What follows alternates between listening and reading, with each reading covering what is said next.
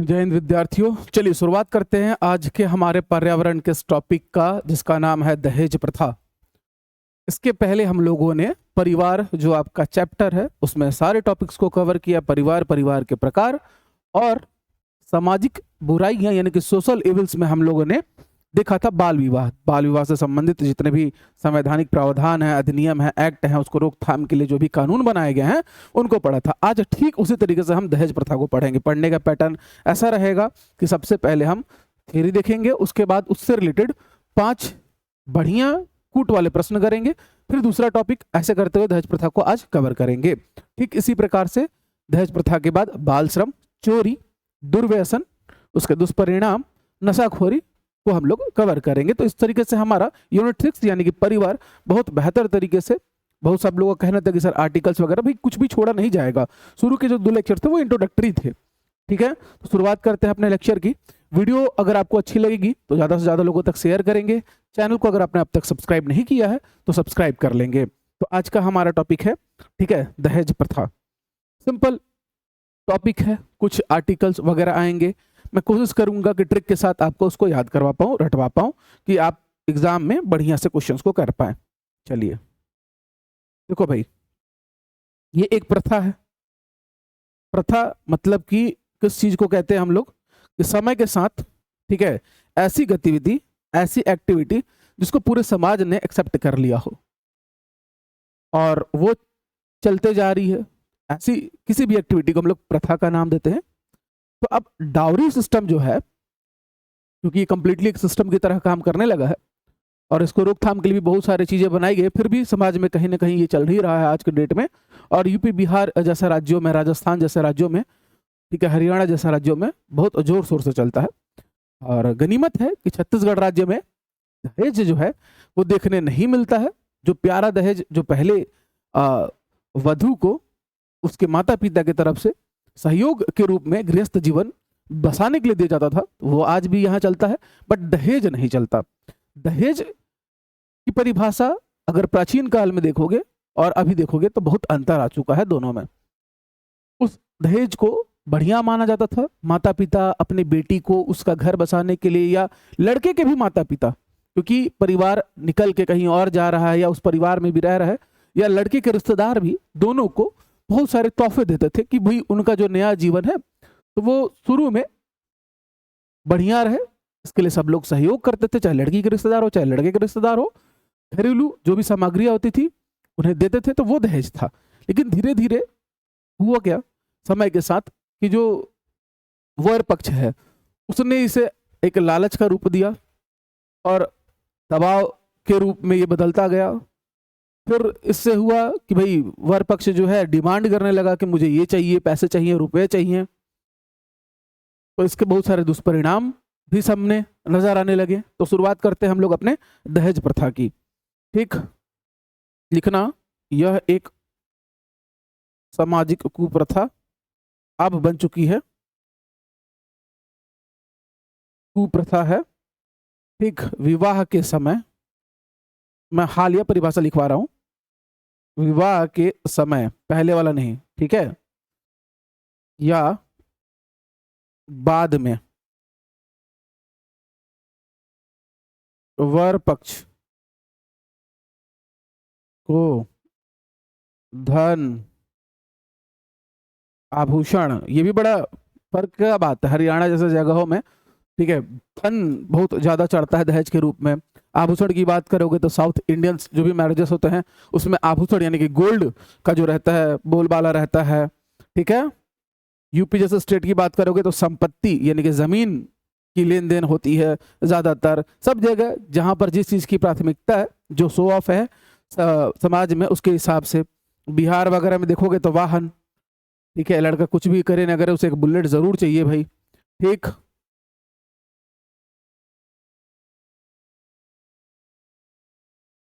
घरेलू वस्तु या कोई भी मूल्यवान वस्तु,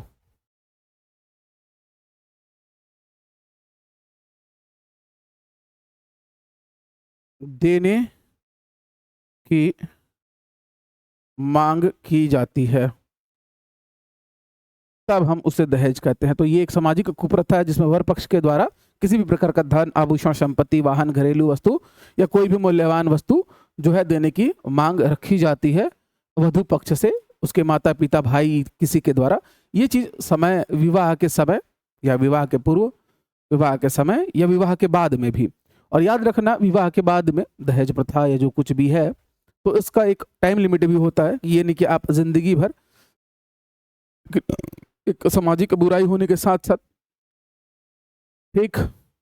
अब सीधे तौर पर याद रखना कि मांग प्लस जो भी डिमांड्स होंगे आपके, विवाह की शर्त, कि भाई मैरिज का आजकल एग्रीमेंट भी तैयार कर लिया जाता है। और बहुत सारी दहेज में आधुनिकता के दौर में बहुत अजीब अजीब चीजें जुड़ चुकी हैं।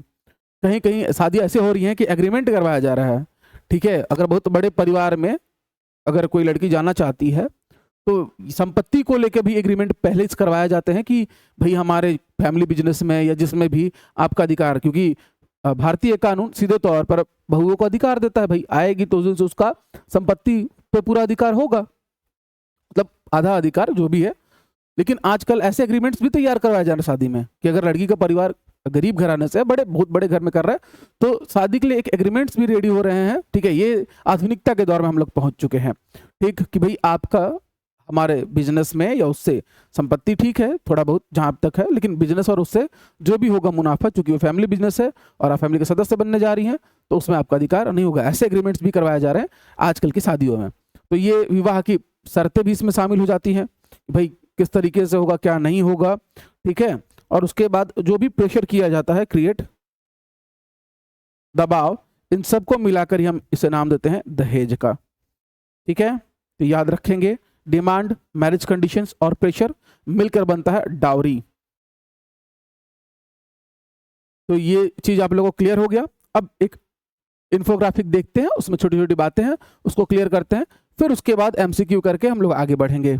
आ जाइए, देखिए सीधे तौर पर कैसी है भाई, एक सामाजिक बुराई है यानी कि कुप्रथा है, सोशल इविल बोला गया है। सामाजिक कुप्रथा विवाह के पहले या विवाह के समय या विवाह के बाद अगर वर पक्ष कुछ भी, चाहे धन, संपत्ति, वाहन, आभूषण, घरेलू वस्तु, मूल्यवान वस्तु, उसको मांगता है और उसके लिए विवाह की शर्तें रखता है, दबाव बनाता है, या प्रतिष्ठा के नाम पर कि भाई हमारा ऐसा है, ये फलाना ठिकाना ढिमकाना है, तो इसको आपको ये वस्तुएं देनी पड़ेंगी, पूर्ति करनी पड़ेंगी, तभी जो है दोनों का विवाह होगा, ठीक। लेकिन अगर आप वही चीज सामान्य उपहार के रूप में अगर लड़की के माता पिता, लड़के के बुआ फूफा, कोई भी, अब दोनों गृहस्थ जीवन में प्रवेश करने जा रहे हैं तो प्रेम, स्नेह और स्वेच्छा से अगर दी जाती है कोई भी वस्तु, तो आप, ठीक है, और उसके पीछे विवाह की कोई शर्त भी ना हो, ठीक है, तो वो आप समान उपहार होगा, वो दहेज नहीं होगा। इस पर क्वेश्चन घुमा के पूछता है, तो ध्यान देंगे। ऐसा नहीं कि शादी के समय अगर कुछ भी दिया गया तो वो दहेज ही हो जाएगा, ठीक। इस बात को ध्यान में रखेंगे आप। हाँ, मांग कर लिया जाए, शर्त रख कर लिया जाए, दबाव बना कर लिया जाए तो वो दहेज होगा। पहले जो दहेज था भाई, कायदे से अगर देखोगे तो सबसे बड़ा दहेज तो जानकी जी के पिता मिथिला नरेश, ठीक है, राजा जनक जी ने दिया था। तो उन्होंने अपनी स्वेच्छा से दिया था, ऐसा नहीं था कि राम जी के पिताजी को कुछ कमी थी, ठीक। तो वो वहां दहेज था। और पहले के जमाने में, प्राचीन समय में वही चीजें दी जाती थी, क्योंकि अब दोनों अपना गृहस्थ जीवन शुरू कर रहे हैं तो खाना खाएंगे, अन्न वगैरह दिया जाता था, बनाने के लिए बर्तन वगैरह, अगर घर वगैरह बनाना तो उसके लिए लकड़ियां वगैरह सब मुहैया कराई जाती थी, ठीक है। जितना भी हो सकता था अपने अपने स्तर पर लोग देते थे। लेकिन अगर इसी चीज में आपको दिया नहीं जा रहा है या दिया जा रहा है जितना जितना लड़की के पिता का सामर्थ्य है, लेकिन आप दबाव बना रहे हो, ठीक है, और इससे अगर आप मांग रहे हो बढ़ा चढ़ा कर, नहीं हमें इतना ही लाख चाहिए, इतना गाड़ी चाहिए, ये घोड़ा चाहिए, तब भाई वो दहेज है, ठीक है। तो डिमांड प्लस मैरिज कंडीशन और प्लस प्रेशर, ये तीनों मिलकर हमारा बनता है डाउरी। याद रखेंगे, डिमांड, विवाह की शर्त और दबाव मिलाकर, ठीक। तो चलिए, प्राचीन परंपरा से आधुनिक परंपरा और इसने विकृति का रूप ले लिया। अब आ जाते हैं हम लोग अपने एमसीक्यूज पर, जो कि पहला है आपके सामने। जल्दी से इस प्रश्न का उत्तर करेंगे, पढ़िए और उत्तर करिए, साथ में उत्तर करते हुए चलिए।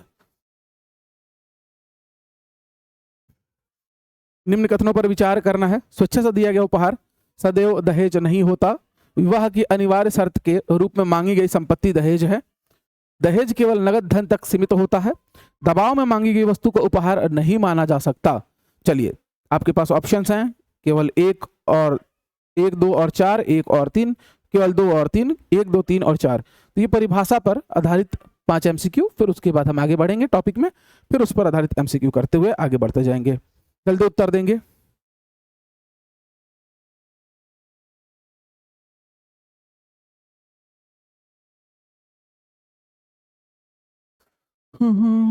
कमेंट करते जाइएगा।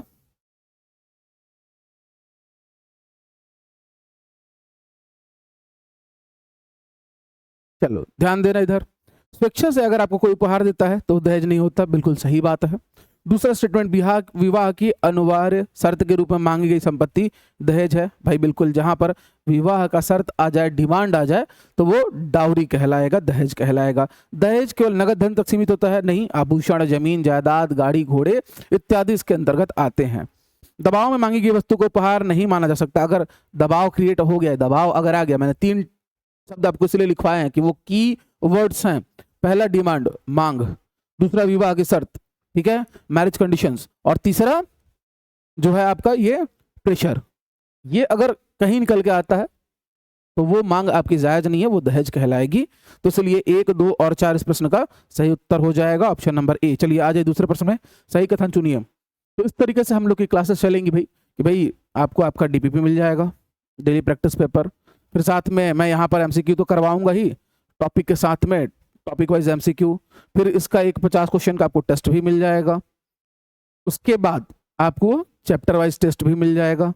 तो आपका टॉपिक बहुत अच्छा हो जाएगा और साथ में चैप्टर भी अच्छा हो जाएगा। एग्जाम में ऐसा कोई प्रश्न नहीं आएगा जो आपने कक्षा में ना किया हो। चलिए भाई, दहेज का मूल आधार मांग और दबाव है, लेकिन इतना ज्यादा तोड़ने के कारण बच्चे घबराते हैं कि सर इतना ज्यादा मटेरियल हो जा रहा है टॉपिक पे, चैप्टर पे। भाई आपको उन पर ध्यान नहीं देना है। क्वेश्चन यहाँ प्रैक्टिस कर लिया आपने, थ्योरी जो है आप अपना हैंड रिटन बना ले, या डीपीपी में जितना दिया रहता है उतना पर्याप्त है, उससे ज्यादा ना पढ़े। सही कथन चुनना है। दहेज का मूल आधार मांग और दबाव है, ठीक। दहेज विवाह से जुड़ी आर्थिक शर्त बन सकता है। दहेज केवल ग्रामीण समाज में पाया जाता है। दहेज सामाजिक प्रतिष्ठा की होड़ से भी जोड़ सकता है। जल्दी से इस प्रश्न का उत्तर कर देंगे। इंग्लिश और हिंदी दोनों में है, बाइलिंगुअल। नोट्स भी आपको ऐसे ही मिलेंगे, इंग्लिश और हिंदी बाइलिंगुअल। आप अपना सेक्शन प्रिंट करवा लेंगे, पहले हिंदी में रहेगा, आफ्टर हिंदी इंग्लिश में रहेगा, फिर लास्ट में आपके बाइलिंगुअल एमसीक्यूज रहेंगे। तो आप अपने हिसाब से उसको प्रिंट करवाएंगे, प्रिंटेबल नोट्स रहेंगे, आप डाउनलोड भी कर सकते हैं। बैच की जानकारी के लिए तो डिस्प्ले पे नंबर मिल ही रहा होगा, डिस्क्रिप्शन में भी आप देख सकते हैं। तो दहेज का मूल आधार मांग और दबाव है, बिल्कुल सही बात। मांग और दबाव आ गया मतलब दहेज। विवाह से जुड़ी आर्थिक शर्त बन सकता है, बिल्कुल सही बात। अगर शर्त आ गया कोई भी प्रकार का तो वो दहेज हो जाएगा। दहेज केवल ग्रामीण समाज में पाया जाता है, बिल्कुल नहीं। दहेज सामाजिक प्रतिष्ठा के होड़ से भी जुड़ सकता है, बिल्कुल सही बात है। अगर गांव में अगर आपकी शादी होती है, यूपी बिहार के गांवों में, तो अगर आपका दहेज, क्योंकि लोगों को इस बात से फर्क नहीं पड़ेगा कि आपका किस स्कूल में और कहाँ शादी हो रहा है, शादी में दहेज क्या है ये चर्चा का विषय रहता है वहां पर। तो ये एक तरीके से सामाजिक प्रतिष्ठा की होड़ है, ठीक है। तो भाई इसका ऑप्शन भी क्या हो जाएगा, केवल 1, 2 और 4 सही कथन होंगे। चलिए तीसरा प्रश्न और उसका उत्तर कर दीजिए जल्दी से सभी लोग।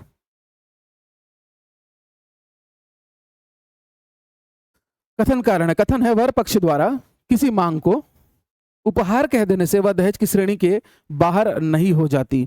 दहेज की पहचान मांग, दबाव और विवाह के संबंध पर आधारित होती है। जल्दी से इस प्रश्न का उत्तर करेंगे। अगर कोई उपहार कह देगा तो इस कारण से वह दहेज की श्रेणी से बाहर हो जाएगा। अगर कोई भी आप डिमांड करते हो और उसके बाद कहते हो कि ये तो हमें गिफ्ट में मिला है, गिफ्ट सामने वाला तय करता है, आप नहीं तय करते हो। और जैसे ही जो है उसमें मांग आ जाता है, शर्त आ जाती है कि आपने मांगा है अपनी पसंद से, तो फिर वो उपहार नहीं कहलाता, गिफ्ट नहीं कहलाता, ठीक है। तो पहला कथन सही है। दहेज की पहचान मांग, दबाव और विवाह के संबंध के आधार पर होती है, तो ये भी सही है और उसका कारण का व्याख्या भी करता है, क्योंकि हमने परिभाषा ही पढ़ा कि भाई डिमांड, मांग, मैरिज के कंडीशंस, विवाह की शर्तें और प्रेशर, ये तीनों मिलकर डाउरी की सही डिफिनीशन क्रिएट करते हैं। चलिए चौथा प्रश्न आ जाइए। दहेज प्रथा के विकास का सही क्रम चुनिए। स्वैच्छिक उपहार, सामाजिक अपेक्षा, अनिवार्य मांग, दहेज शोषण। दहेज प्रथा के विकास का सही क्रम है दहेज शोषण, स्वैच्छिक उपहार, समानता या सुधार, कानूनी जागरूकता, दहेज मांग, समानता, सामाजिक न्याय।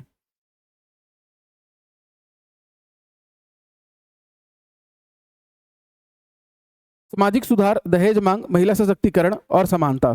देखिए सबसे पहले तो आएगा स्वैच्छिक उपहार। दहेज, अगर प्राचीन समय में दहेज था, ठीक है, तो वहां पर ये सिंपल स्वैच्छिक उपहार हुआ करता था। फिर धीरे से इसमें सामाजिक अपेक्षाएं जुड़ गई, यानी कि सोशल एक्सपेक्टेशंस जुड़ गए, और जिसके कारण ये जो उपहार थे वो मांग के रूप में, ठीक है, लिस्टिंग किए जाने लगे, बनाए जाने लगे, मांगे जाने लगे वर पक्ष के द्वारा। तो ये कंपल्सरी डिमांड में बदला। और फिर उसके बाद, ठीक है, डाउरी यानी कि दहेज एक शोषण के रूप में बन गया, यानी कि ऑप्शन नंबर ए इस प्रश्न का क्या हो जाएगा, सही उत्तर। पांचवा प्रश्न जल्दी से, निम्न में दहेज का सबसे स्पष्ट उदाहरण कौन सा है? Which of the following is the clearest example of dowry? First, माता पिता द्वारा बेटी को उसकी इच्छा से पुस्तकें देना, क्या ये दहेज है? वर पक्ष द्वारा कहना कि कार और 5 लाख रुपए मिलने पर ही विवाह होगा, क्या ये दहेज है? विवाह में अतिथियों को भोजन कराना, क्या ये दहेज है? बेटी के नाम से बैंक में जमा करना, क्या ये दहेज है? सबसे स्पष्ट उदाहरण कौन होगा कि वर पक्ष द्वारा कहना कि कार और 5 लाख रुपए दोगे तो ही लड़की का विवाह होगा, नहीं तो नहीं होगा।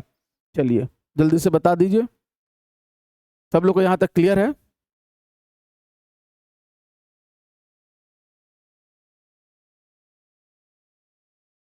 चलिए तो अब अगला लिखिएगा।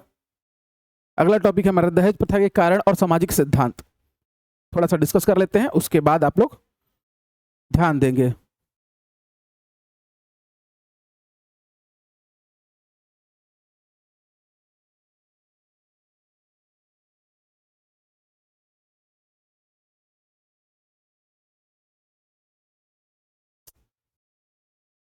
चलिए हम लोग पढ़ रहे हैं दहेज प्रथा के सामाजिक सिद्धांत। सबसे पहला है पैट्रियार्की,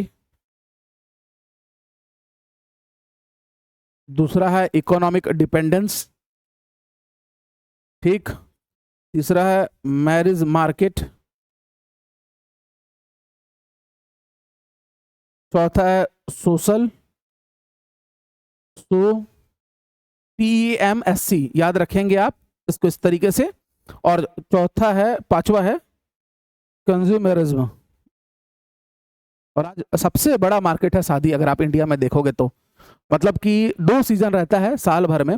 एक रहता है मार्च से शुरू होकर जून जुलाई तक चलता है, दूसरा जो है फिर आपका जो ये महीने खत्म हो जाते हैं तो उसके बाद नवंबर से फिर आपके जनवरी तक के चलता है। इस समय में इंडिया का मार्केट इतना गर्म रहता है, इतना गर्म रहता है, आप सोच के देखो एक शादी में पूरा बाजार जो होता है, ठीक है, वो इन्वॉल्व होता है। दुकान से लेके, केटरिंग से लेके, बैंड बाजा, जितनी भी चीजें अगर आप मार्केट में घूमते हो उसमें से देखोगे तो 60% चीजें जो है आपके दैनिक जीवन के जीवन यापन से जुड़ी हुई बहुत कम सी चीजें हैं, लेकिन बाकी जो चीजें आपको दिखाई देते हैं, चाहे वो बैंड वाला हो, ठीक है, चाहे वो केटरिंग वाला हो, चाहे कपड़ों के दुकान हो, इन सब में रौनक इन 2 सीजन्स में ही रहता है। तो सोच लो शादी कितना बड़ा, ठीक है, एक सोशल शो बन चुका है हमारे समाज में, ठीक। चलिए तो इन चीजों पर बात करते हैं। सबसे पहले पैट्रियार्की का मतलब होता है, लिखेंगे पितृ सत्तात्मक या पितृसत्ता।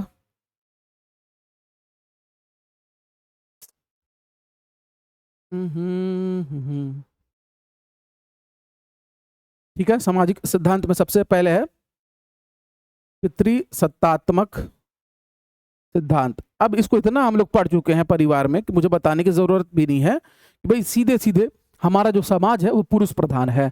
घर का मुखिया मर्द होगा, आपस में उस परिवार का चाहे वर पक्ष से हो वधु पक्ष से हो बैठ के बातें करते हैं, फिर वो तय करते हैं, ठीक है, आर्थिक लेन देन को, ठीक। वही आपका इकोनॉमिक डिपेंडेंस आ जाता है।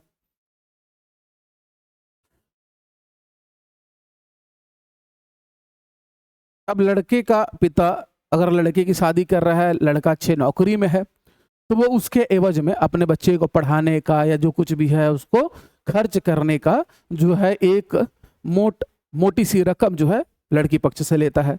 तो इसके लिए आर्थिक रूप से वर पक्ष जो है वधु पक्ष पर निर्भर रहता है, और वधु पक्ष भी लालच में लड़के की अच्छाइयों को ना देखते हुए उसके पोजीशन को, ठीक है, उसके जॉब को देखकर जो है रिश्ता करते हैं। तो अब भाई ये केवल एक पक्ष की गलती नहीं है आज के आधुनिकता के दौर में, ये दोनों पक्ष की गलती है। भाई लड़की वाला को पता है कि अगर वो रेलवे में है, लोको पायलट है, तो अगर आप उसके यहाँ जाओगे तो 25 लाख और एक गाड़ी मांगेगा ही मांगेगा। अगर समाज में कोई लड़की वाला ना जाए उसके घर, तो भाई वो फ्री में शादी करने के लिए मजबूर हो जाएंगे। अब लड़के को बाण बंटा बैठा के रखेंगे नहीं, लेकिन दौड़ लग जाती है, होड़ लग जाती है कि भाई अगर आज मैंने अपने आंखों के सामने देखा इस चीज को, आज अगर सुबह कोई 20 लाख और एक स्कॉर्पियो देने के लिए तैयार है, उसी शाम दूसरा पक्ष, ठीक है, आकर 5 लाख बढ़ाकर स्कॉर्पियो S11 देने की बात करके और रिश्ता पक्का करके चला जाता है। तो ये होड़ जो है, ये यहां पर वर पक्ष तो वही बैठा था, उसकी डिमांड 15 थी, लेकिन जब पार्टी आई उसने 20 रखा। दूसरी पार्टी, अब पार्टी कहना पड़ रहा है मुझे इससे मजबूरन, उसने 25 कर दिया। तो अब पिताजी के मन में लालच आ गया कि अगर 15, 20, 25 आ गए हैं तो 30 वाला भी तो आ ही रहा होगा। ये चीजें होती हैं। तो ये इसके पीछे वधु पक्ष का भी बहुत बड़ा हाथ है आज की इस दहेज प्रथा में। तो आर्थिक निर्भरता इस कारण से वर पक्ष का वधु पक्ष पर हो जाता है।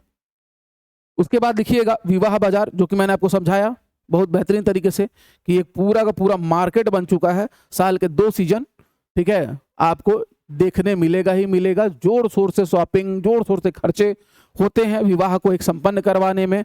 क्यों? क्योंकि भाई ये क्या बन चुका है, तो ये एक सामाजिक दिखावा बन चुका है। तो PEMSC याद रखेंगे आप। ठीक, उसके बाद उपभोक्तावाद।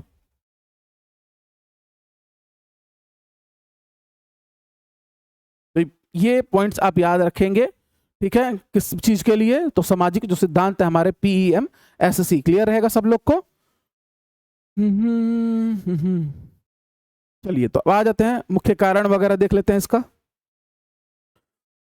जो चीजें मैंने अभी आपको बताई ट्रिक के साथ, उसको याद रखेंगे, आप क्वेश्चन बनाएंगे। पढ़ना यही है कि आपसे एग्जाम में क्वेश्चन बने, आपको दहेज विरोधी।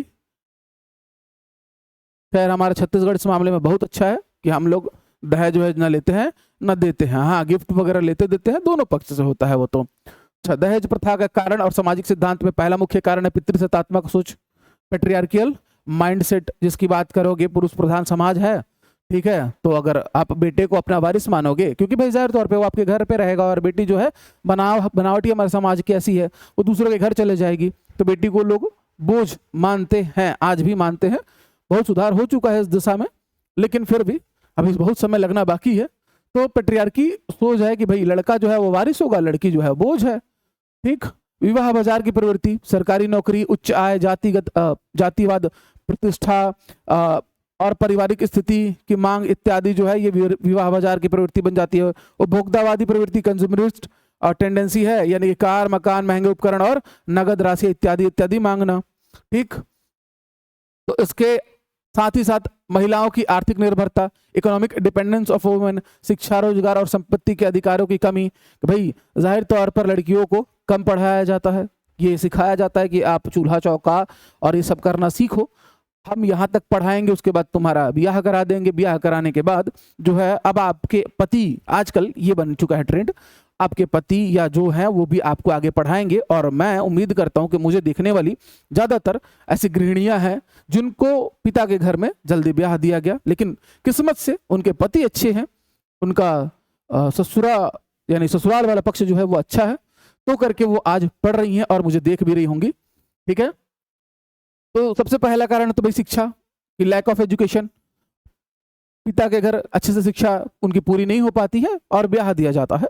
ठीक, उसके बाद रोजगार। अब जाहिर तौर पर अगर आपका ब्याह हो गया है तो आपके पति आपको रोजगार करने दें, ये थोड़ा सा सामाजिक दृष्टिकोण से दुर्लभ ही देखा गया है।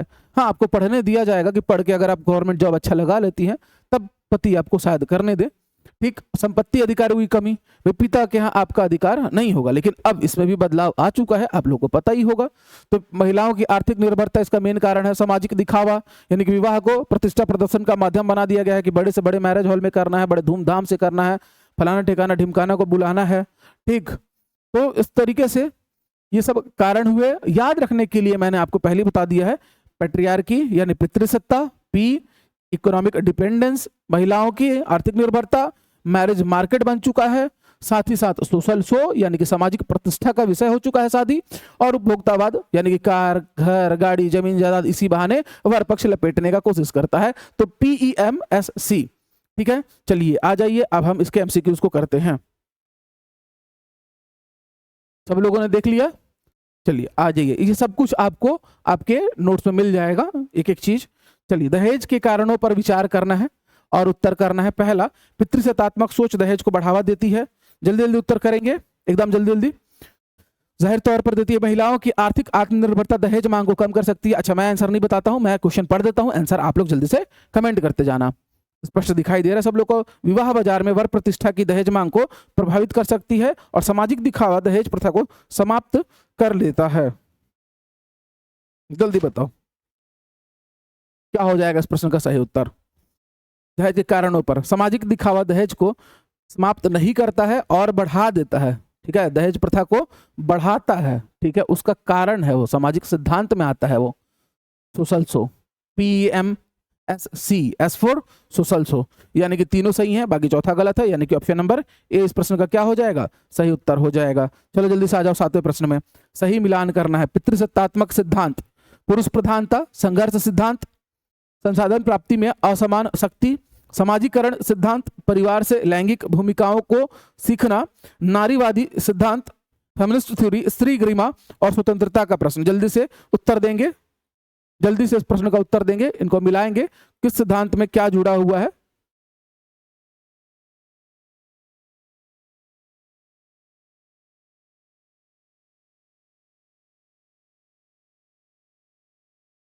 जल्दी से उत्तर देंगे।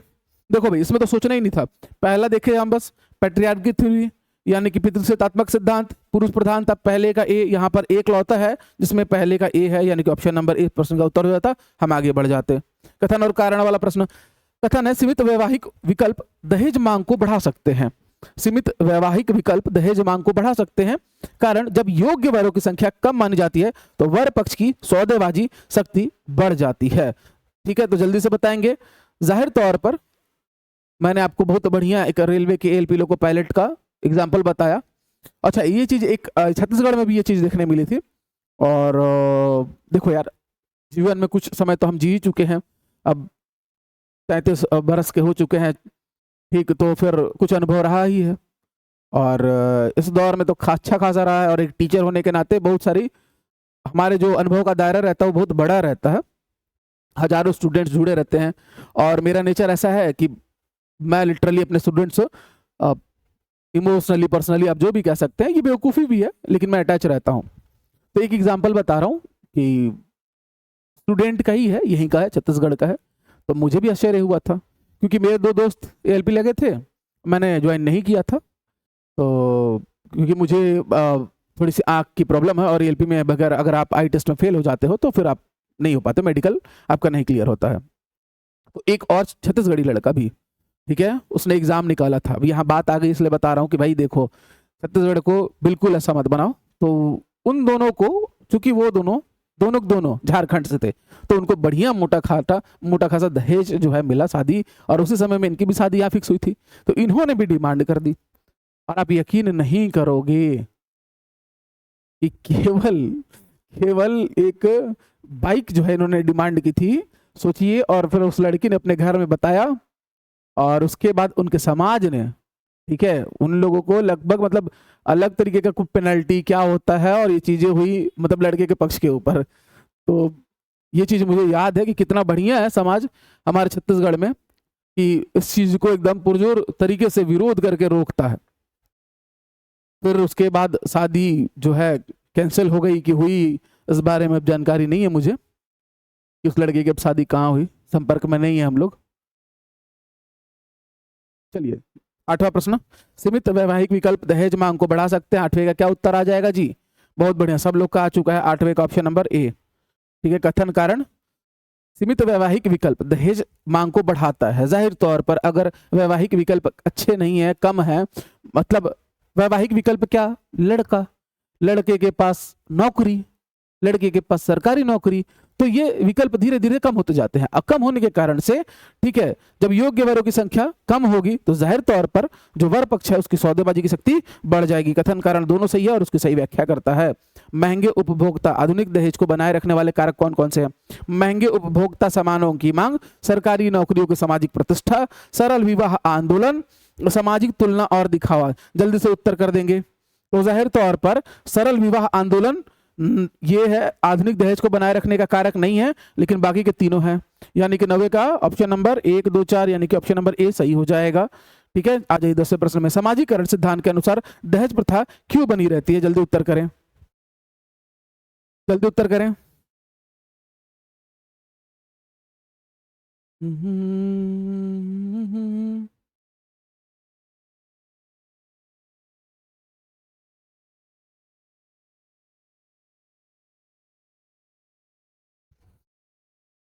उत्तर करिए इस प्रश्न का उत्तर 10वें का।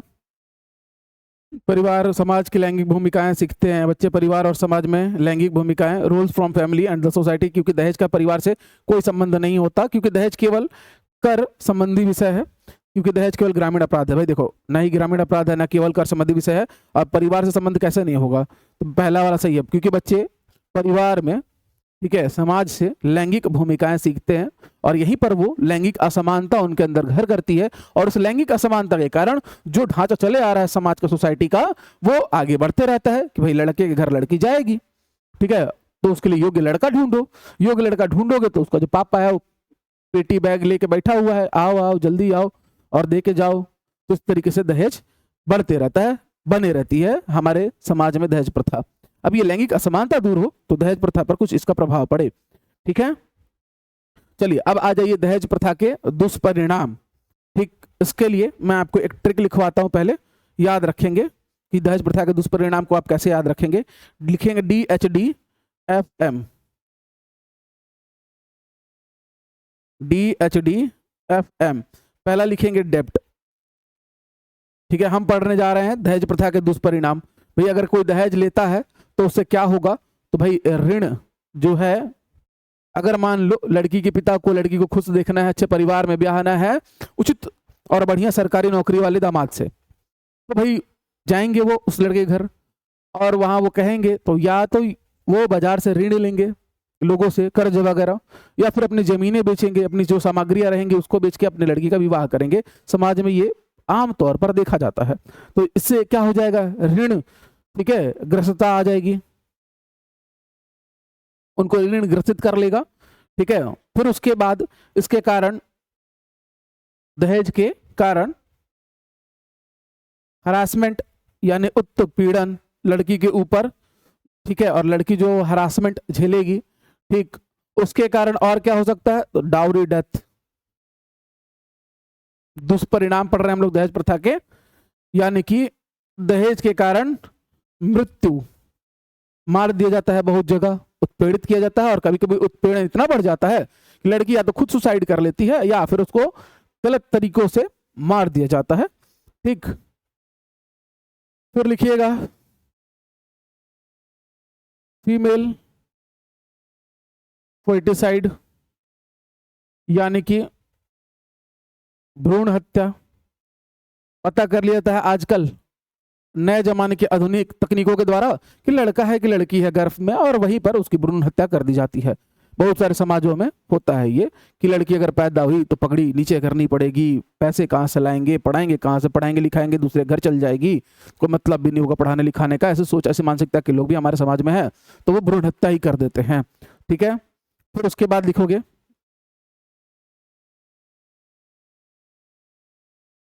Mismatched marriages. बहुत जगह आप ये देखोगे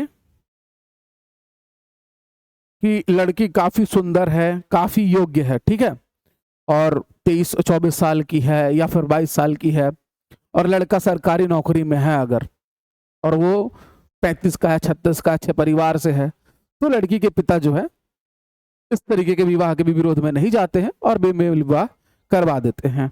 या बहुत जगह ऐसा भी देखा गया है कि लड़की बहुत योग्य है, पढ़ी लिखी है, सुंदर है, लेकिन पिता के पास देने के लिए पैसे नहीं है, तो भाई कम पैसे में आपको उसी योग्य परिवार मिलेगा, तो एक ऐसे परिवार में उस लड़की को ब्याह देते हैं जहां उसकी शिक्षा का, उसकी योग्यता का कोई मोल नहीं करता, और वही वैवाहिक बंधनों में बंध के रह जाती है, जीवन काटते रह जाती है, तो इससे हम लोग बेमेल विवाह का नाम देते हैं। तो भाई दुष्परिणाम, सब लोग बताओ, सब लोग को दुष्परिणाम क्लियर हुआ कि नहीं हुआ, सब लोग को दुष्परिणाम क्लियर हुआ। आगे बढ़े, याद रखेंगे DHDFM, डेब्ट, हैरासमेंट, डाउरी, डेथ, ठीक है, female foeticide and the mismatched marriages, DHDFM, ये हमारे दहेज प्रथा के दुष्परिणाम हुए हैं। डायग्राम में अगर देखना चाहोगे तो यहां भी आप देख सकते हो, पहला है डेप्थ, दूसरा है हरासमेंट ऑफ वुमेन, दहेज न मिलने पर मानसिक, शारीरिक और आर्थिक उत्पीड़न किया जाता है, फिर है दहेज मृत्यु, डाउरी डेथ। विवाह के कुछ वर्षों के भीतर दहेज से जुड़ी प्रताड़ना के कारण महिला की असामान्य मृत्यु हो जाती है।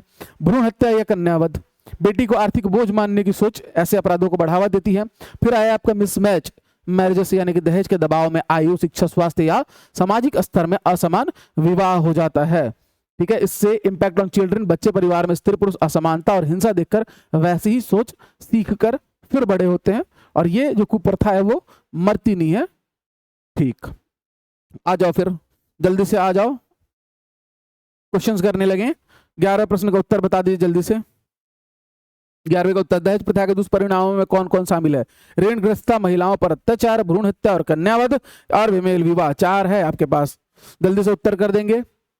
एक एक बच्चा जल्दी से उत्तर करेगा तो जाहिर तौर पर सबको पता है ऑप्शन नंबर ए हो जाएगा इस क्वेश्चन का सही उत्तर, यानी कि चारों सब आ जाएंगे। ऋणग्रस्तता, ठीक है, यानी कि डेप्थ, ठीक, महिलाओं पर अत्याचार, फिर उसके बाद भ्रूण हत्या, फिर उसके बाद विमेल विवाह, DHDFM। चलिए 12 प्रश्न का उत्तर, कथन और कारण पर विचार करते हुए जल्दी से उत्तर दे दीजिए। दहेज प्रथा बच्चों के सामाजिक वातावरण को प्रभावित करती है। कारण, बच्चे परिवार में स्त्री पुरुष समानता या असमानता के व्यवहार को देखकर सीखते हैं। देखो, सामाजिक वातावरण को प्रभावित करेगी बच्चों के, जो उस परिवार में रहेगा। बच्चे स्त्री पुरुष समानता या असमानता के व्यवहार को देखकर सीखते हैं। तो कथन और कारण दोनों ही क्या है? सही है, और कारण कथन की स्पष्ट व्याख्या भी करता है। एक गरीब पिता बेटी के विवाह के लिए जमीन बेच देता है और कर्ज में डूब जाता है। सही निष्कर्ष, यह ऋणग्रस्तता का उदाहरण है। दहेज परिवार की आर्थिक सुरक्षा को कमजोर करता है। यह बेटी को बोझ मानने वाली सोच को मजबूत कर सकता है। यह महिला सशक्तिकरण का उदाहरण है। जल्दी से उत्तर करेंगे इस प्रश्न का। तो ये कहीं से भी भाई महिला सशक्तिकरण का उदाहरण तो हो नहीं सकता है कि वुमेन्स एम्पावरमेंट का एग्जाम्पल हो। ये बाकी के 3 होंगे कि भाई ऋणग्रस्तता का उदाहरण है, परिवार की आर्थिक सुरक्षा कमजोर करेगा, और बेटी को बोझ मानने वाली मजबूत करेगा सोच को, यानी कि ऑप्शन नंबर ए। आ जाइए 14वें प्रश्न में, दहेज से जुड़ी हिंसा। जल्दी जल्दी उत्तर करते जाएंगे सब लोग। दहेज से जुड़ी हिंसा के बारे में सही कथन चुनना है। हिंसा केवल शारीरिक नहीं मानसिक भी हो सकती है। बिल्कुल, तरह तरह के कटाक्ष और उल्टी सीधी बातें, ठीक है, उस घर में सास और ननद के द्वारा बोली जाती है एक महिला को, या फिर और भी लोग रहते हैं जो, ठीक है। दहेज मांग विवाह के बाद भी जारी रह सकती है। आर्थिक अपमान भी प्रताड़ना का हिस्सा हो सकता है। जल्दी उत्तर कर देंगे इस प्रश्न का। दहेज मांग हमेशा वैध उपहार मानी जाती है, तो वैध उपहार नहीं मानी जाती है दहेज, ठीक है, लेकिन ऊपर के तीनों सही हैं। हिंसा केवल शारीरिक नहीं मानसिक होगी। दहेज मांग विवाह के बाद भी जारी रह सकता है, और आर्थिक अपमान भी प्रताड़ना का हिस्सा ही होगा। तो भाई इसका हो जाएगा ऑप्शन नंबर ए। 15वें प्रश्न का उत्तर कर देंगे। सही समस्या श्रृंखला को चुनना है। सही समस्या श्रृंखला को चुनना है। देखो, हर प्रकार के कथन कारण, कूट वाले, मिलान वाले, श्रृंखला वाले, जो भी हो सकता है, हर एक चीज शामिल किया गया है आपके इसमें। और ऐसे ही थोड़ा सा टॉपिक पढ़िए, क्वेश्चन लगाइए, क्योंकि मैटर ये करता है कि दहेज प्रथा आप में बहुत कम कंटेंट है अगर आप देखोगे तो, लेकिन मैंने उसको कितना डिटेल में रिसर्च करके उसकी चीजें जोड़ के, अभी तो हम इसके डेफिनेशंस और दुष्परिणाम को देख रहे हैं, अब इससे जुड़े संवैधानिक प्रावधानों को देखेंगे, कानून देखेंगे जो सरकार के द्वारा बनाए गए, उन पे क्वेश्चंस करेंगे। तो मुझे नहीं लगता इसके बाद आपसे कभी भी दहेज से रिलेटेड, बाल विवाह से, बाल श्रम से कोई भी क्वेश्चन गलत होने वाला है। जल्दी से मेरे बच्चे इस प्रश्न का उत्तर करेंगे। दहेज मांग ऋण बढ़ाएगा, पारिवारिक तनाव उत्पन्न करेगा और हिंसा और असमानता को जन्म देगा। या फिर शिक्षा से आएगी समानता, उससे दहेज मांग, उससे फिर ऋण आ जाएगा। कानूनी जागरूकता, फिर उससे दहेज वृद्धि होगी और फिर उससे समानता आएगी। भाई जहां दहेज आ गया, सरल विवाह, उससे ऋण जाल उत्पन्न होता है और भ्रूण हत्या होती है। तो भाई केवल और केवल पहला सही है कि दहेज मांग से ऋण उत्पन्न होगा, जिससे पारिवारिक तनाव उत्पन्न होगा और हिंसा और असमानता उत्पन्न होगा। शिक्षा से समानता आती है, तो दहेज मांग कहां से आ गया, ये गलत हो गया। कानूनी जागरूकता से दहेज में कैसे वृद्धि हो सकती है? सरल विवाह से ऋण जाल उत्पन्न होगा ही नहीं और न भ्रूण हत्या होगी। तो यानी कि पहला और पहला सही समस्या श्रृंखला है। 15वें का ए ऑप्शन हो गया आपका। चलिए अब आ जाते हैं हम लोग, देखिएगा, दहेज निरोधक अधिनियम 1961, ड्राउरी प्रोहिबिशन एक्ट 1961। चलो, दहेज निरोधक अधिनियम, ठीक है, 1961। प्रमुख हमारा राष्ट्रीय कानून। अब इसमें धारा 2, धारा 3, 2, 3, फिर धारा 4, धारा 4A, धारा 5 और धारा 6 लिख लेंगे ऐसे। 2, 3, 4, 4A और 5, 6 लिखिएगा, ठीक है।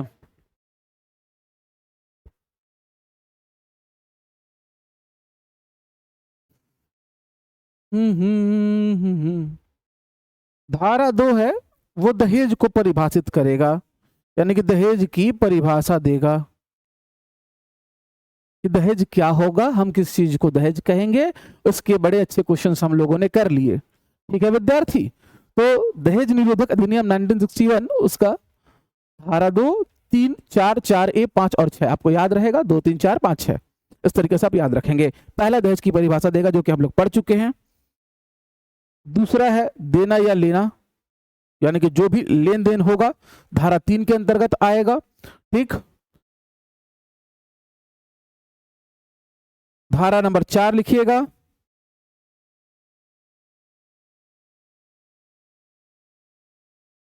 दहेज मांगने की सजा। धारा 5 लिखिएगा, सॉरी 4A लिखिएगा, दहेज विज्ञापन पर प्रतिबंध। धारा 5 लिखिएगा, दहेज संबंधी समझौतों को निरस्त करना या शून्य करना या शून्य घोषित कर देना, ठीक है। 6वां लिखिएगा,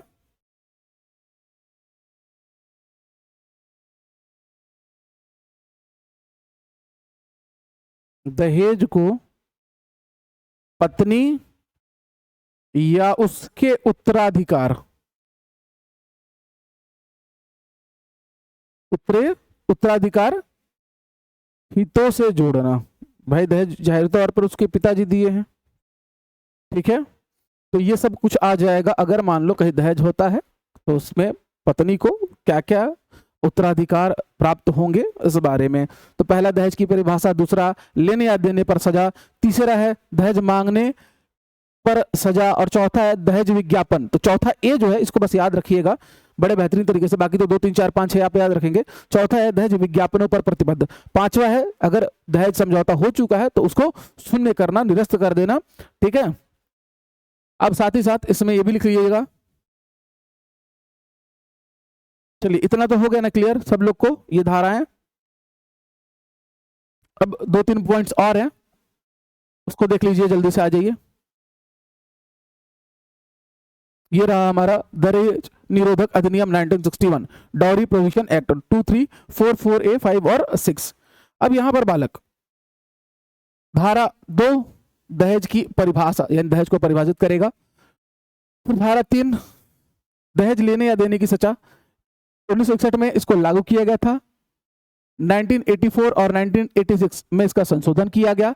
दहेज लेने या देने को प्रेरित करने पर न्यूनतम 5 वर्ष का कारावास और न्यूनतम 15,000 रुपये या दहेज की रकम, ठीक है, उसका जुर्माना आपको देना होगा। याद रखेंगे ये आया था दहेज प्रतिरोध जो अधिनियम है, ठीक है, सॉरी निरोधक अधिनियम है, 1961 में आया था और 1984 1986 में इसमें संशोधन किया गया। संशोधन के तहत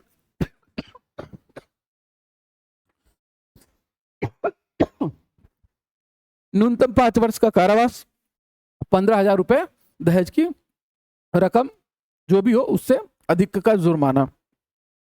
फिर भाई देखो 1984 और 1961 में ये लाया गया था, उस समय 15,000 रुपए का बहुत वैल्यू होता था, ठीक है। तो इसको ये मत समझ लेना कि जितना दहेज आपने लिया है उसमें 15,000 रुपए आप बढ़ा कर जुर्माना दोगे तो ये बहुत कम राशि है, ठीक। अब नया वाला भी आया है, उस पर भी बात कर लेते हैं। धारा 4 दहेज मांगने की सजा, यदि वधू या वर के पिता संबंधियों या संरक्षक से प्रत्यक्ष या प्रत्यक्ष रूप से दहेज मांगता है तो उसे 6 महीने से 2 वर्ष तक का कारावास और 10,000 रुपए तक का जुर्माना। अगर केवल दहेज मांगने पर, ये लेने और देने की सजा है, क्योंकि लेना और देना बड़ा अपराध है, मांगना उसे थोड़ा सा छोटा अपराध है। भाई आपने मांगा, सामने वाले ने मना कर दिया तो ये अपराध बना ही नहीं, ठीक है। तो लेकिन मांगने की दिशा में भी आपको 6 महीने से 2 वर्ष तक का कारावास और 10,000 रुपए तक का जुर्माना हो सकता है। सेक्शन ए, विज्ञापन यानी दहेज से संबंधित विज्ञापनों पर प्रतिबंध। ठीक, धारा 5 जो है वो कहता है दहेज संबंधी समझौतों को शून्य घोषित कर दिया जाएगा। और धारा 6 कहता है दहेज को पत्नी या उसके उत्तराधिकारियों के हितों से जोड़ना। ठीक, तो इस तरीके से आपको सब याद रखना है। अब चलते हैं इसके एमसीक्यूज को करने, कि जल्दी से आपको और अच्छे तरीके से याद हो जाए।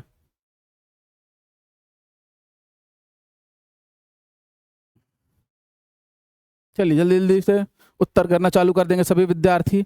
16 प्रश्न का धारा 3 दहेज देने या देने से संबंधित है। देखो इस तरीके से एमसीक्यू करने का सबसे बड़ा फायदा ये है, देखो इस तरीके से जल्दी कोई पढ़ाएगा नहीं, क्योंकि इससे लेक्चर्स लंबे हो जाते हैं और बच्चों को चाहिए रहता है कंटेंट। लेकिन देखो यहाँ पर दोनों ही मिल रहा है, कंटेंट और पूरे कूट वाले प्रश्न बेहतरीन तरीके से। तो भाई वीडियो अगर आप लोग को अच्छी लगेगी तो लाइक जरूर करिएगा एक ठोक। धारा 3 दहेज देने या लेने से संबंधित है। धारा 4 दहेज मांगने से संबंधित है। धारा 5 दहेज समझौते को वैध बनाती है। और धारा 4 ए विज्ञापन निषेध से संबंधित है। तो धारा 4 ए विज्ञापन से संबंधित है, दहेज समझौते को वैध बनाती है। ठीक है, यानी कि उसको निरस्त कर देगी डाउरी एग्रीमेंट्स को। ठीक है, और दहेज मांगने से नहीं, इसको वैध लिख दिया है। अगर वैध है यानी कि वैलिडेट कर रहा है, नहीं भाई धारा 5 उसको शून्य कर देती है, निरस्त कर देती है, जो भी समझौते हुए रहते हैं, तो यानी कि ये गलत हो जाएगा। धारा 4 दहेज मांगने से संबंधित है, बिल्कुल, जिसमें आपको 10,000 का जुर्माना या 6 महीने से 2 वर्ष का कारावास हो सकता है। अगर दोगे तो 15,000 का जुर्माना और 5 वर्ष का कारावास होगा। ठीक है, तो दहेज धारा 3 दहेज लेने या देने से संबंधित है। तो यानी कि 1, 2 और 4 सही हुआ, यानी कि ऑप्शन नंबर ए सही हुआ। 16 प्रश्न का 17वें में आ जाते हैं। दहेज लेने पर न्यूनतम 5 वर्ष के कारावास का प्रावधान है, बिल्कुल सही। दहेज देने पर कोई दंड नहीं होता भाई, देने पर अच्छा ठीक, जुर्माना 15,000 रुपये या दहेज का मूल्य जो अधिक हो सकता है वो आपको देना है। ठीक है, यानी कि दहेज का जो भी मूल्य रहा होगा आप वो देंगे, या फिर 15,000 रुपया। और ये बात है जब बनाया गया 1961 में तब का। ठीक है, और संशोधन किए गए 84 और 86 में, तो इस बात को याद रखेंगे। दहेज लेने या देने में प्रेरित करना भी दंडनीय अपराध है। जल्दी से इस प्रश्न का उत्तर करें विद्यार्थी।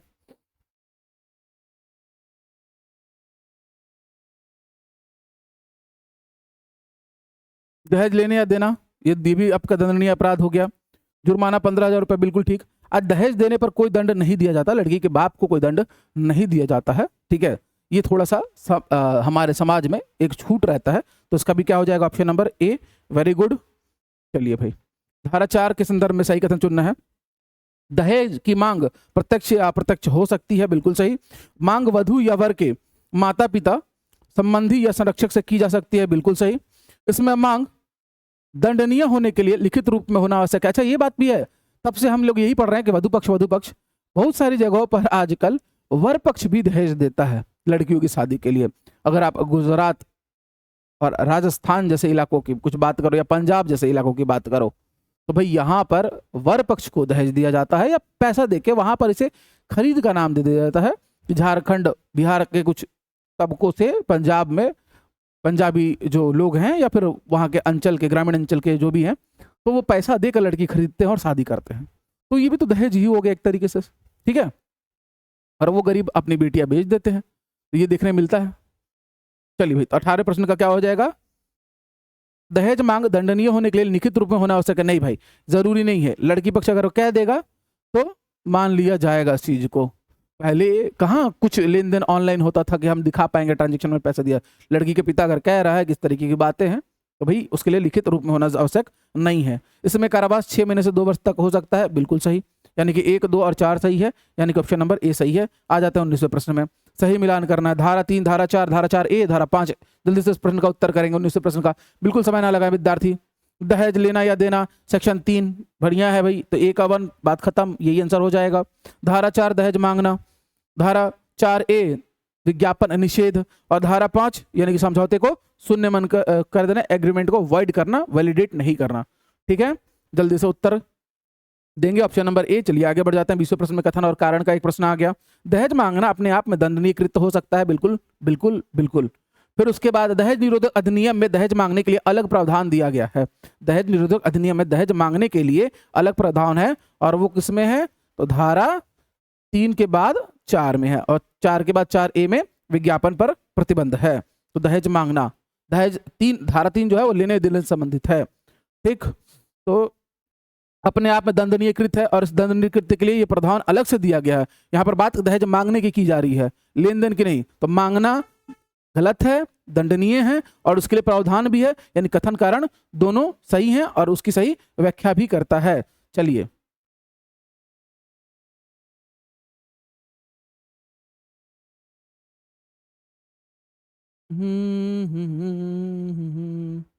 अब चलिए जल्दी से हम लोग पढ़ते हैं। हमारा अगला टॉपिक है दहेज, मृत्यु, क्रूरता और साक्ष्य संबंधी प्रावधान। दहेज, मृत्यु, क्रूरता और साक्ष्य संबंधी प्रावधान। चलिए यहां पर आ जाइए जल्दी से।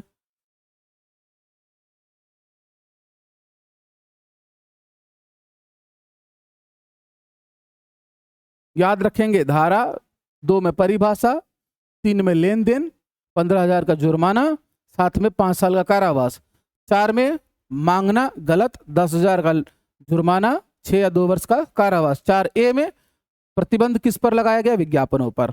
ठीक है, 5वां जो भी शर्तें होंगी दहेज की, समझौते की, उसको शून्य कर दिया जाएगा।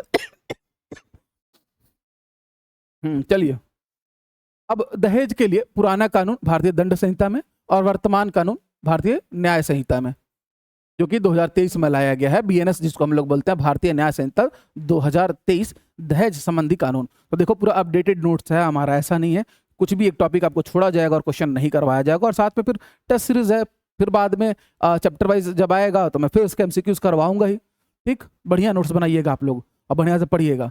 देखो, धारा 498A पुराना कानून, पति या ससुराल वालों द्वारा क्रूरता अगर किया जाता है तो उस पर लागू होता था, सजा 3 वर्ष तक का कारावास होती थी। ठीक, अब इसके आवश्यक तत्व क्या होते थे? तो महिला की अगर मृत्यु जलने, शारीरिक चोट या असामान्य परिस्थितियों में हुई हो।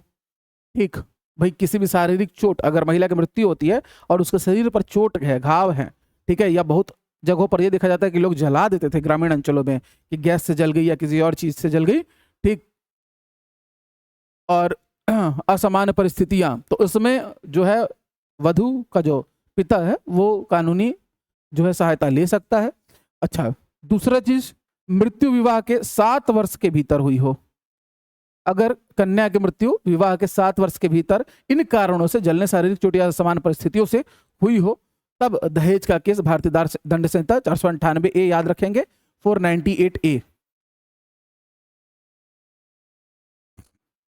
मृत्यु से कुछ समय पहले महिला को दहेज की मांग से जुड़ी क्रूरता या प्रताड़ना का सामना करना पड़ा हो, तो ये आवश्यक तत्व थे कि ये चीजें अप्लाई होनी चाहिए।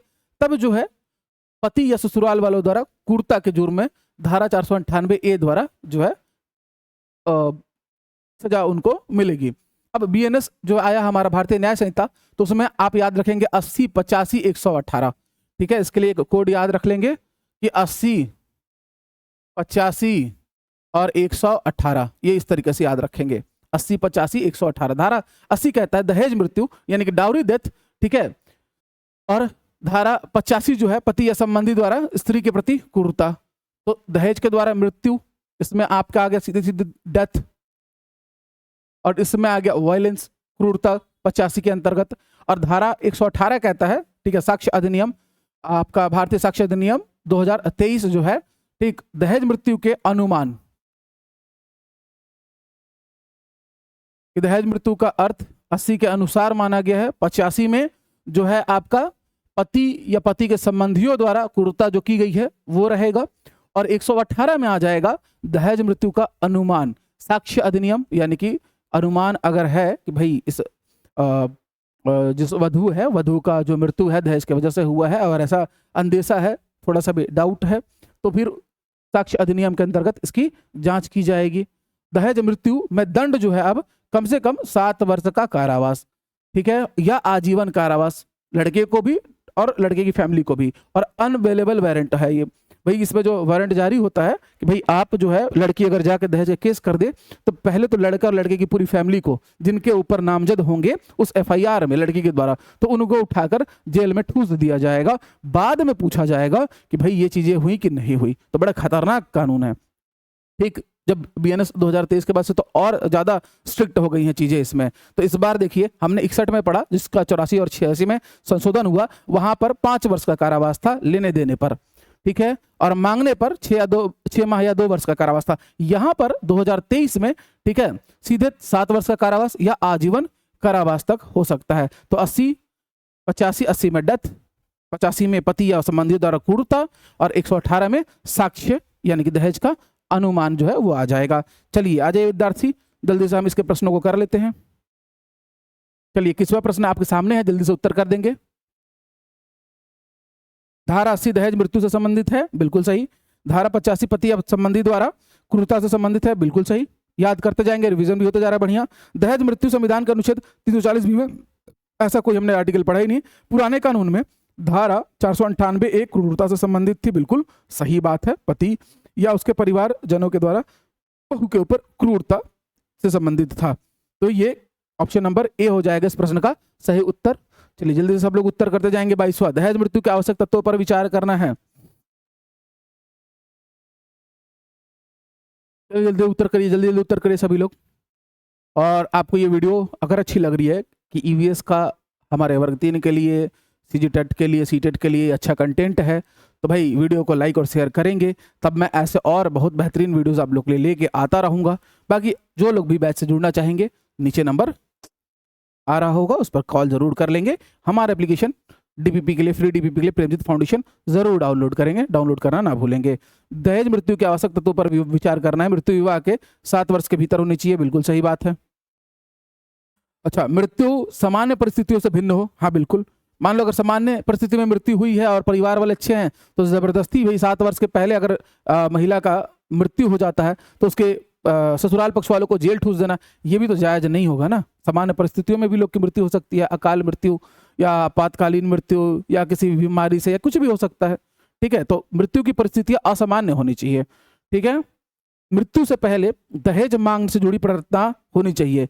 अच्छा, ये आवश्यक तत्व है, तो बिल्कुल ये भी ठीक है कि मरने से पहले अगर ऐसी कोई जानकारी हो कि भाई उसके पिता के से जो है दहेज की कोई मांग की गई हो, तो ये एक कंडीशन बन सकता है। दहेज मृत्यु में केवल जुर्माना नहीं भाई, जुर्माने के साथ साथ जेल की सजा है। मैंने आपको तो बताया कि भाई नॉन अवेलेबल वारंट बनता है, इसमें इशू होता है कि भाई लड़के के परिवार को पहले उठा के ठूसा जाएगा, उन्होंने किया भी है नहीं भी किया है। और इसका आजकल भारतीय परिवेश में, आधुनिकता के दौर में महिलाएं बहुत गलत प्रयोग भी करती हैं। और जीता जागता एग्जाम्पल है, मेरे एक दोस्त की फैमिली थी, ठीक है, तो मैंने देखा है इस चीज़ को कि भाई उन लोगों को भागना पड़ा, छिपना पड़ा, फिर उसके बाद हर तरीके से कि भाई किसी तरीके से पुलिस के हाथ ना लगे, फिर कोर्ट में उन्होंने केस किया, फिर कोर्ट में चीज़ें हुई और केस चला 6 साल तक। और 6 साल के बाद ये परिणाम आया कि लड़की गलत थी। लड़के के परिवार वालों को हम लोग इतने करीब से जानते हैं कि इवन मैं ये कहूँगा कि उस घर में जो गार्जियन है मेरे घर के गार्जियन से बेटर है, मतलब इतने बढ़िया परिवार। और वही होता है भाई, आजकल की लड़की है, शहर की लड़की थी और उन्होंने इस चीज़ का गलत फायदा उठाया, ठीक है। तो लेकिन भगवान के घर देर अंधेर नहीं है, तो उन लोग इस चीज़ से बरी हुए और ये बड़ी अच्छी बात है, राहत देने वाली बात है। चलिए, तो इस प्रश्न का क्या उत्तर हो जाएगा? ऑप्शन नंबर ए, यानी कि केवल 1, 2 और 3। 23वां प्रश्न, भारतीय साक्ष्य अधिनियम। यहाँ पर भारतीय साक्ष्य अधिनियम, भारतीय, ठीक है, साक्ष्य अधिनियम 2023 की बात कर रहा है। धारा 118, एक हम लोगों ने पढ़ा था 80 डेथ से संबंधित, 85 क्रूरता से संबंधित, और 118 साक्ष्य अधिनियम में पढ़ा था कि दहेज, ठीक है। जल्दी से उत्तर करेंगे सब लोग इसका।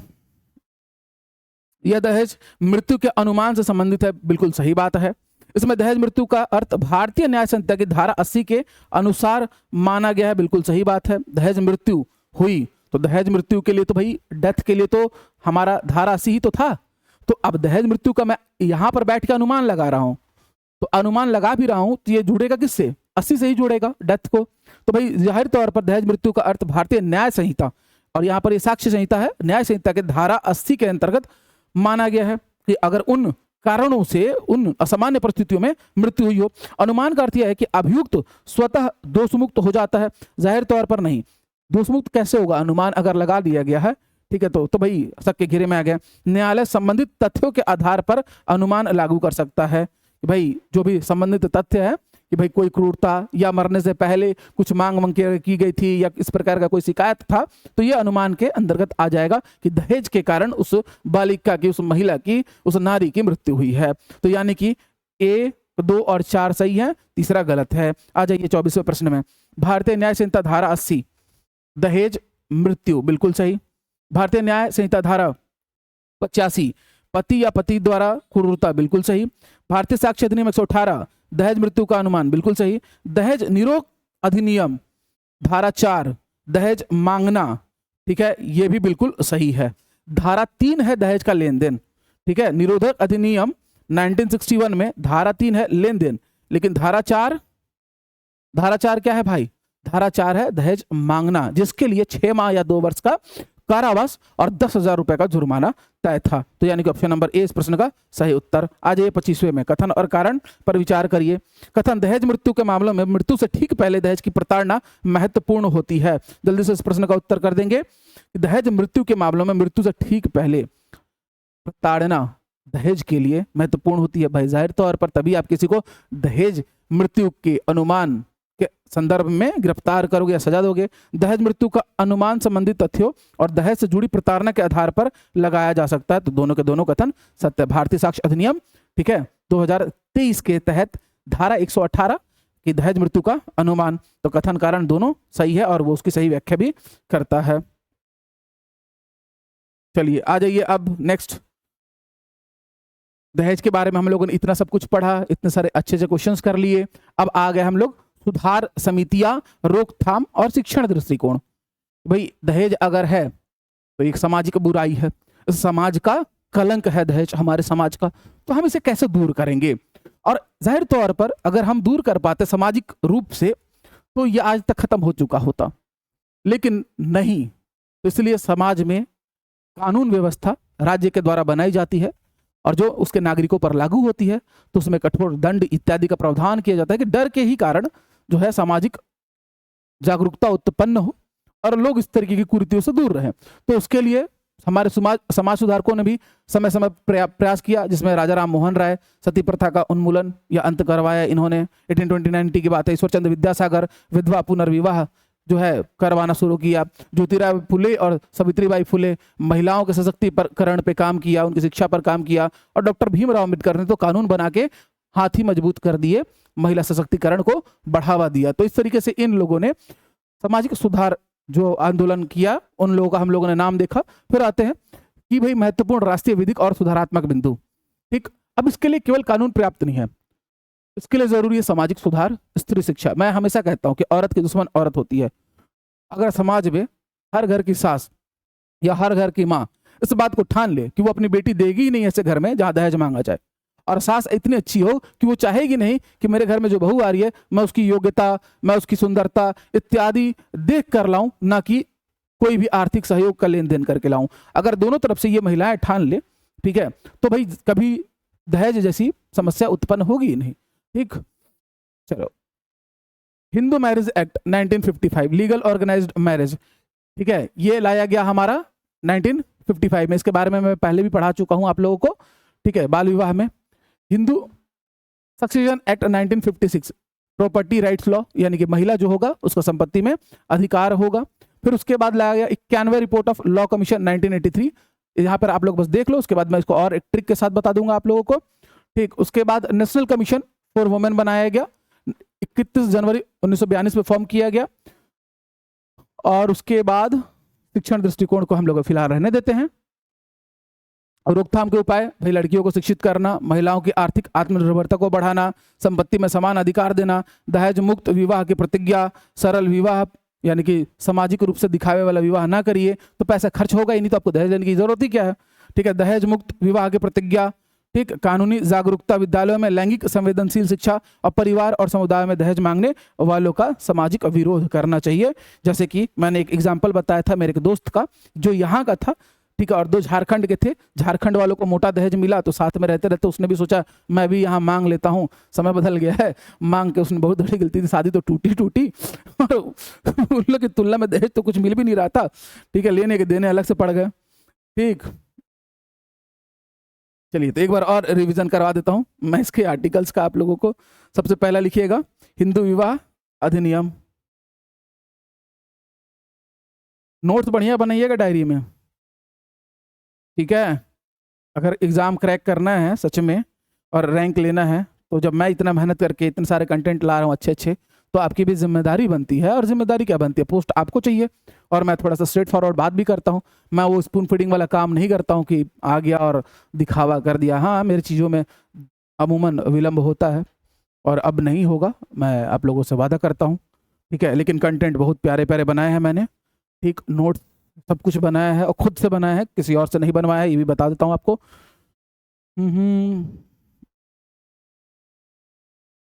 हिंदू उत्तराधिकार सक्सेशन एक्ट अधिनियम। फिर आगे लिखेंगे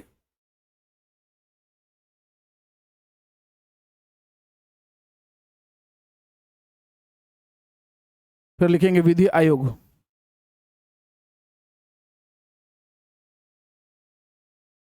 की 91वीं रिपोर्ट। फिर उसके आगे लिखेंगे राष्ट्रीय महिला आयोग। जल्दी लिखेंगे, लेक्चर लंबी हो गई है, कोई बात नहीं। सबसे पहले देखेंगे कि विवाह व्यवस्था को कानूनी रूप से, ठीक है, संगठित करने वाला प्रमुख अधिनियम था जो लाया गया था 1955, हिंदू विवाह अधिनियम एक्ट। हिंदू उत्तराधिकार अधिनियम लिखिएगा, 1 साल बाद लाया गया 1956 में। इसमें संपत्ति के अधिकारों से संबंधित महत्वपूर्ण जो भी कानून है वो लाए गए। फिर इसमें संशोधन किया गया हिंदू उत्तराधिकार अधिनियम में, ठीक है, 2005 में। पढ़ा था हम लोगों ने कल ही, ठीक। उसके बाद अब देखो इंडियन कोड के अनुसार ये जो आपका है 2005 में, इसकी धारा 6 में पुत्री को पिता के धन में समान अधिकार, पुत्री को पिता के धन में समान अधिकार दिया गया। कौन सा, हिंदू उत्तराधिकार अधिनियम संशोधन जो 2005 में किया गया उसके अंतर्गत, ठीक। विधि आयोग की 91वीं रिपोर्ट आई 1983 में। और इसमें जो है लिखिएगा जो दहेज मृत्यु होती है, ठीक है, उससे संबंधित। और उसके बाद राष्ट्रीय महिला आयोग जो मैंने आपको बताया भाई 31 जनवरी 1992 में महिला सशक्तिकरण के लिए बनाया गया राष्ट्रीय महिला आयोग, उनके अधिकारों के, ठीक है, और उनके शिकायतों से जुड़े महत्वपूर्ण प्रावधानों के लिए बनाई गई एक राष्ट्रीय संस्था, राष्ट्रीय महिला आयोग, ठीक। सारे कुछ हम लोगों ने पढ़ लिया। अब चलते हैं जल्दी से दहेज रोकथाम के उपाय और इनसे जुड़े क्वेश्चंस को करना। जल्दी जल्दी उत्तर करेंगे। 26वां प्रश्न, जल्दी सभी विद्यार्थी उत्तर करेंगे। लड़कियों की शिक्षा, दहेज रोकथाम के उपायों पर विचार करना है। महिलाओं की आर्थिक आत्मनिर्भरता, सरल विवाह, कानूनी जागरूकता। तो भाई क्या हो जाएगा, चारों का 4 सही हो जाएगा, यानी कि ऑप्शन नंबर ए इस प्रश्न का क्या होगा, सही उत्तर हो जाएगा। बहुत बढ़िया, बहुत बढ़िया, वेरी गुड। जल्दी उत्तर करते रहेंगे। वीडियो अगर अच्छी लगेगी तो लाइक करके पक्का शेयर करना है कि मैं ऐसे ही हर कंटेंट का वीडियो आप लोगों के लिए ला सकूं, ठीक है। और ये तभी पॉसिबल होगा जब आप वीडियो को शेयर करोगे मेरे, ठीक। बाकी बैच से संबंधित जानकारी आप लोग नंबर्स पे, दिए गए नंबर्स पे कॉल करके, अच्छा हाँ, नंबर्स का शिकायत आ रहा था कि भाई कॉल नहीं उठा पाते। देखिए उनके पति को जो है छोटा सा माइनर अटैक का इशू था, जो भी वो कार्य करती हैं, तो इसमें संवेदना व्यक्त करते हुए भाई मैं ये बताता हूँ कि भाई किसी के भी पारिवारिक स्थिति ऐसी हो सकती है, तो ना मैं उन्हें काम से निकाल सकता हूँ और ना मैं इस असुविधा के लिए आपको कुछ बोल सकता हूँ, तो हो जाता है, समय समय का चक्र है। राजा राम मोहन राय स्त्री सम्मान और सामाजिक सुधार की परंपरा से जुड़े हैं, पहला। दूसरा, ईश्वरचंद्र विद्यासागर स्त्री शिक्षा और विद्या पुनर्विवाह के संबंध से महत्वपूर्ण है। सावित्रीबाई फुले लड़कियों की शिक्षा से जुड़ी प्रमुख सुधारक हैं। सुधारकों का स्त्री सशक्तिकरण से कोई संबंध नहीं है, तो जाहिर तौर पर स्त्री सशक्तिकरण से ही उनका संबंध था, वुमेन्स एम्पावरमेंट से। और तीनों की तीनों चीजें सही है, यानी कि ऑप्शन नंबर ए इस प्रश्न का क्या हो जाएगा, सही उत्तर हो जाएगा। 28वें प्रश्न का उत्तर कर दीजिए। हिंदू उत्तराधिकार अधिनियम 2005, जो कि ये उत्तराधिकार अधिनियम 1956 में लाया गया और संशोधित किया गया 2005 में, उसमें क्या सही है। पुत्री के संपत्ति अधिकार लैंगिक समानता को मजबूत करते हैं, बिल्कुल सही बात है। अगर पुत्री को भी संपत्ति में अधिकार मिले तो भाई उसे कोई बोझ ना समझे और वो भी अपना जितना चाहे पढ़ सकती है, लिख सकती है और सशक्त होकर आगे बढ़ सकती है जीवन में, ठीक है। जल्दी से उत्तर करेंगे। अगला, संपत्ति में समानता दहेज को उत्तराधिकार का विकल्प मानने वाली सोच को कमजोर करेगा। बिल्कुल, संपत्ति में अगर समानता मिली जाएगी तो भाई दहेज क्यों ही लेगी, एक बाप को देना ही क्यों पड़ेगा। और वर पक्ष भी जब जानता है कि उसे अपने पिता के यहाँ आधी संपत्ति मिलने ही वाली है तो दहेज क्या करेंगे लेके, ठीक है। तो इस तरीके की सोच भी आजकल समाज में आ चुकी है, ठीक। संपत्ति अधिकारों का महिला सशक्तिकरण से कोई संबंध ही नहीं भाई। देखो संपत्ति अधिकारों का कैसे संबंध नहीं हो गया, नहीं बोल दिया ना, तो ये तो गलत हो गया ना। संपत्ति अधिकार का महिला सशक्तिकरण से सीधे संबंध है। अगर उसे संपत्ति में अधिकार मिलता है तो वो काफी सशक्त होगी, ठीक है। आर्थिक सशक्तिकरण दहेज विरोधी उपाय हो सकता है, बिल्कुल सही बात है। तभी इसके लिए ही संपत्ति सशक्तिकरण बनाया गया, नियम बनाया गया, संबंधी संपत्ति अधिकार दिए गए महिलाओं को, बेटियों को, ठीक है। तो इस तरीके से हमारे इस प्रश्न का उत्तर हो जाएगा ऑप्शन नंबर ए, 1, 2 और 4। चलिए 19वां, पर्यावरण अध्ययन शिक्षक को दहेज प्रथा पढ़ाते समय कौन सा दृष्टिकोण अपनाना चाहिए। अगर आप एक पर्यावरण विषय के शिक्षक हैं, अगर आप दहेज प्रथा पढ़ा रहे हैं बच्चों को, पहली से 5वीं कक्षा, तीसरी से 5वीं कक्षा के बच्चे को, तो आपको कौन सा दृष्टिकोण अपनाना चाहिए। घटना का अध्ययन करवाना, ठीक है, वेरी गुड। भूमिका का अभिनय करवाना, रोल प्ले वगैरह करवाना, ठीक है। जेंडर सेंसिटिव लैंगिक संवेदनशील उदाहरणों को देना, संवेदनशीलता को व्यक्त करते हुए। किसी एक समुदाय को दोष देना, तो भाई देखो कोई एक समुदाय दोषित नहीं होता है, तो इसलिए किसी एक समुदाय को आप दोष नहीं देंगे, तो इसका भी उत्तर क्रमांक ए हो जाएगा। चलिए आ जाइए आज के सेशन के आखिरी क्वेश्चन में। वीडियो को पक्का लाइक और शेयर कर देंगे सभी विद्यार्थी, ठीक है। कथन और कारण पर विचार करें। दहेज प्रथा समाप्त करने के लिए कानून के साथ सामाजिक सुधार भी आवश्यक है, बिल्कुल सही। केवल कानून से तो कभी भी ये प्रथा गायब नहीं होगी। दहेज प्रथा सामाजिक सोच, पितृसत्ता और आर्थिक निर्भरता से जुड़ी हुई है, ये भी सही है। और यही कारण है कि दहेज को केवल आप कानून से समाप्त नहीं कर पाओगे, उसके लिए सामाजिक सुधार की आवश्यकता है। यानी कि कथन कारण दोनों सही है और वो उसकी सही व्याख्या भी करता है। इसी के साथ आज का हमारा लेक्चर खत्म होता है। मिलेंगे नेक्स्ट वीडियो में, तब तक के लिए सबको जय हिंद।